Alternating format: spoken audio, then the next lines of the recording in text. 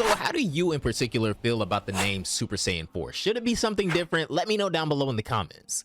While Vegeta had learned to use Ultra Ego in coherence with his Super Saiyan 4 state, as we saw in the previous chapter of our What If Goku and Vegeta Wish Their Tails Back series, Goku's lifeless body, however, would be seen lying on the ground of a certain domain, with Broly hightailing it in the other direction, looking bloodthirsty as ever. Now, if you guys want full context on what's going on and what's already happened, you really need to watch the previous parts. Part 4 will be linked down below in the description box and at the top of the screen right now, with the entire playlist pinned in the comments below. The goal for this video is going to be 3,000 likes for a part 6 of our What If Goku and Vegeta Wish Their Tails Back saga. And after who we introduce in the form that we introduce in this video, I know you guys are going to want to tap into that. So be sure you click that notification bell down below and subscribe if you haven't already. And if you guys ever want to go above and beyond for your support for the channel, you can become a member by clicking that join icon down below. As for what happens next, well, let's hop right in. In the wake of Vegeta's Ozaru transformation in Universe 6, an old wizard sent a certain assassin to kill him because, for what it's worth, he had a premonition a long time ago which told him that he would die by the hands of a Saiyan beast. In fact, he's the one who deprived Universe 6 Saiyans of their tails in the first place. Of course, the assassin, or should I say the hitman he sent to kill Vegeta, is Hit.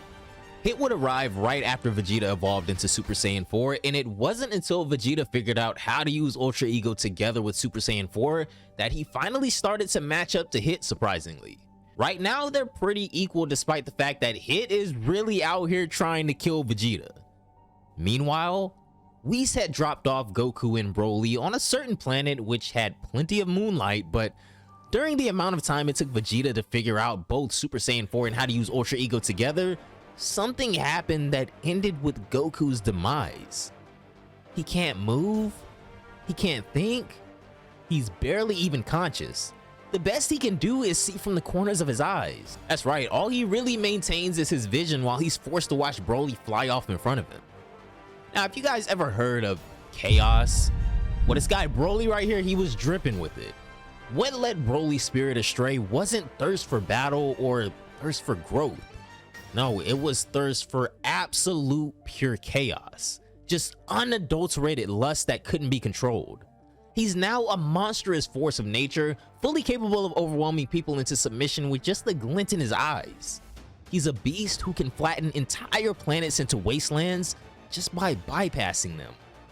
Around 10,000 years from now, he'll be remembered as Broly the Primal Beast. You guys remember that one. So, what happened to him during the course of this one night? What exactly happened in these past 8 hours that led to such an astonishing finale? Well, let's go back 8 hours earlier and see for ourselves. Goku wasn't at all pleased with the obvious lack of food here, but he didn't mind the moonlight. However, it only took him about 10 seconds to realize what this moonlight actually implied here. He may himself have already been in his Super Saiyan 4 form, but Broly was not. Broly's body was still quite unstable because of their earlier night, and the moonlight not only reignited Broly's Ozaru transformation, it also reminded him of his instincts of sheer turmoil during his most recent monkey evolution. As the saying goes, the beast within definitely awakened. But no, it didn't just awaken here. It was enraged. And so Broly's body was set ablaze. Yes, he evolved into an Ozaru thanks to the moonlight, but unlike last time when he was just mindlessly destroying things, he's a lot more intentional and methodical with his approach now, which is way more scary. There's nothing preventing him from causing an unprecedented level of chaos within the universe, or maybe even beyond this universe. Goku knew that this Broly is dangerous, but still, he also knew that it's his responsibility to set him straight. Listen, Broly, you really shouldn't look at your friends with eyes like that, Goku says as he stared right into Broly's killer eyes. Little did he know Broly's vision was red, and from where he was standing, Goku looked like an annoyance. A bug even, a strong one though. Broly's primal side would take over, and he does exactly what he did the last time he transformed. He punches a hole straight through this planet. Only this time, it doesn't work. Despite the fact that he had enough strength to completely destroy this planet with a single blow, he couldn't even put a dent in it somehow. Just, what's with this planet, Broly instinctively thinks. He doesn't understand why his punch didn't just pulverize this whole thing. Goku laughs. So this is why Whis dropped us here of all places. This really brings back memories, Goku says. Forget it, Broly. This planet wouldn't budge no matter what you do to it. It's impossible because what you're standing on right now is a literal Super Dragon Ball. There's no way you're gonna be able to shatter this thing. Broly seems confused and scratches his head, but one thing's for sure. He didn't like Goku running his mouth. Instantly, he ignores his massive stature, moves at an almost inconceivable level of speed, practically teleports right above Goku, and then uses the weight of his existence to land a blow from above. Goku saw this coming though, and for a moment it seemed like he could easily evade it, but just as he tried to get out of the way, he felt himself being sucked back in. So as a last resort, he attempts to just block Broly's attack. Unfortunately, this was probably the worst thing he could have chose to do. Broly's attack defied common sense. Goku bore the full weight of that attack, and there was a specific point where it became too much for him. His body lands on the ground and quite literally bounces up and down a few times. Goku's ears would ring really loud. He failed to notice that his back had been completely crushed, shattered. This sort of one-sided assault continued for a while, and every time Goku tried to evade or attack, he'd end up experiencing resistance, almost as if existence itself wasn't on his side. But through it all, Goku never lost consciousness somehow.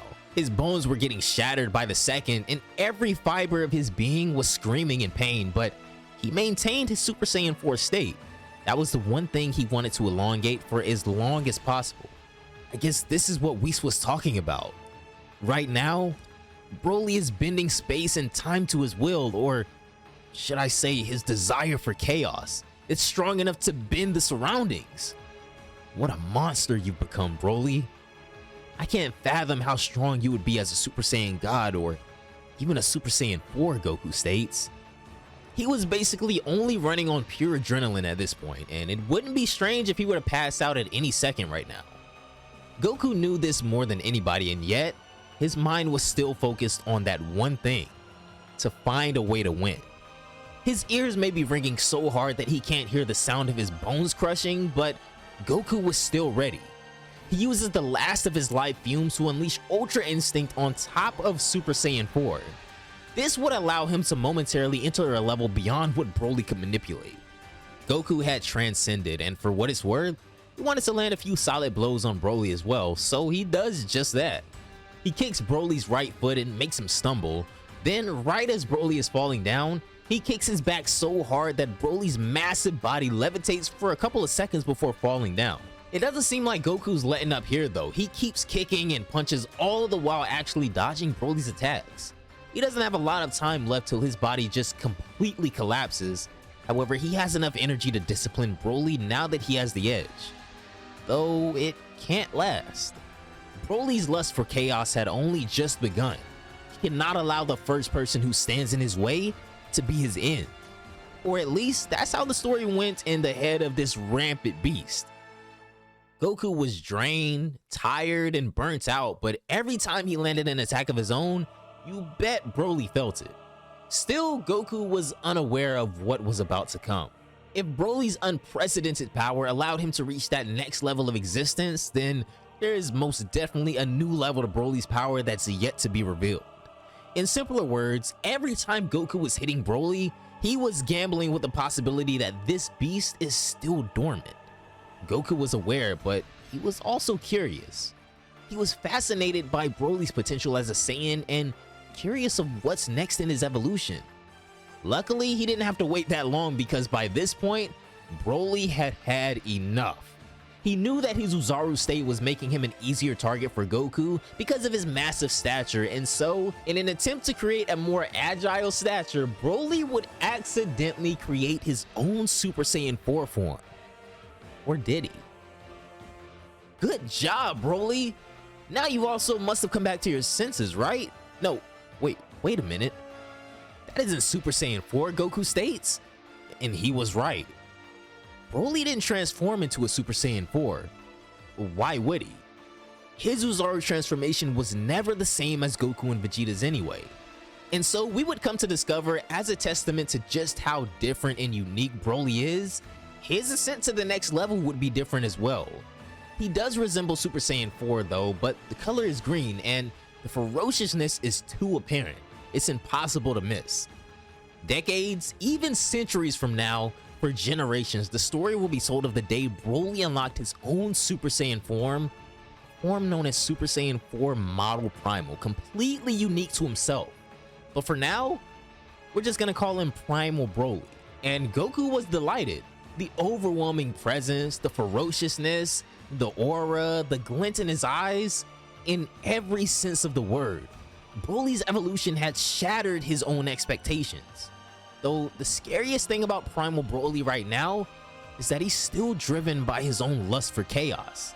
Sadly, when Goku steps up to try and congratulate Broly on his new form, he's met with a punch to the face so hard that it gave him flashbacks to when he fell into his own spirit bomb. This is the level of force Primal Broly has come to possess. He's now consciously able to bend the hyperspace around him to his will, and in more ways than one, he's an anomaly. Goku composes himself and thanks Broly's gesture by punching him right back in the face, but his punch is nowhere near as effective. In fact, Broly bears it and then uses the opportunity to land consecutive punches on Goku. All this time, Goku was still running on tomorrow's strength, but everybody has their limits. As for Goku, after 8 hours of trying to contain a primal beast like Broly, his body had finally given in. He can't go on physically anymore. Every bone in his body is broken, the ringing in his ears hasn't stopped yet, and his vision is fading. All he can see is Broly walking away to take off for somewhere else. He wants to get up. He wants to follow him, but he can't. It's impossible for him right now. Broly has simply become too strong and ferocious. A primal being who desires chaos and war above all things. Meanwhile, back at the battle between Vegeta and Hit, it's clear that both sides are pretty evenly matched, but still, Hit's job is not done unless he actually kills his target. And the target in this case is, of course, Vegeta. So he has his work cut out for him, but does he? You see, Broly's boundless lust for chaos resonated with another individual. The interesting thing about this individual is how the record of his existence has been erased from the annals of history. He's neither alive nor dead. All this time, he was confined in a prison made of hyperspace. As the worst offender of Universe 6, his punishment was non-existence. However, it appears that no cage is sturdy enough to contain another Primal Saiyan. It's been said that a legendary Super Saiyan is an extremely powerful and race transformation that happens once every 1,000 or so years. And of course, this would be just as true for the Universe 6 Saiyans as it was for the Universe 7 Saiyans. Naturally, this means that there was a Saiyan who preceded Kale as the legendary Super Saiyan. The Saiyans of Universe 6 were unaware of this. Even King Sadala had no idea, but he was there. All this time, this Saiyan was there, and he was waiting. He was waiting for another legendary Super Saiyan to let him out. Intentionally or not, Primal Broly's emergence disrupted that cage of hyperspace so much that it made it possible for this being to escape. The premonition was now true. The old wizard was definitely about to be hunted down and killed by the hands of a Saiyan beast. Now, if only he could have foreseen the fact that this Saiyan wasn't Vegeta, it wasn't Goku, and it's not Broly. That's correct, even unbeknownst to Hit himself right now, his client, the one who hired him to go kill Vegeta, is already dead. He was ruthlessly killed by him. This man's name, this abomination of a Saiyan, this diabolical warrior who constantly desires chaotic playfulness, the man named Zykor, the living embodiment of how the Saiyans of Universe 6 were never supposed to be weak, has finally been released. For better or worse, the most heinous offender in the entire history of Universe 6 has finally been released. But will his next target be Planet Sadala, Super Dragon Ball where Goku is, or is he gonna head after Primal Broly?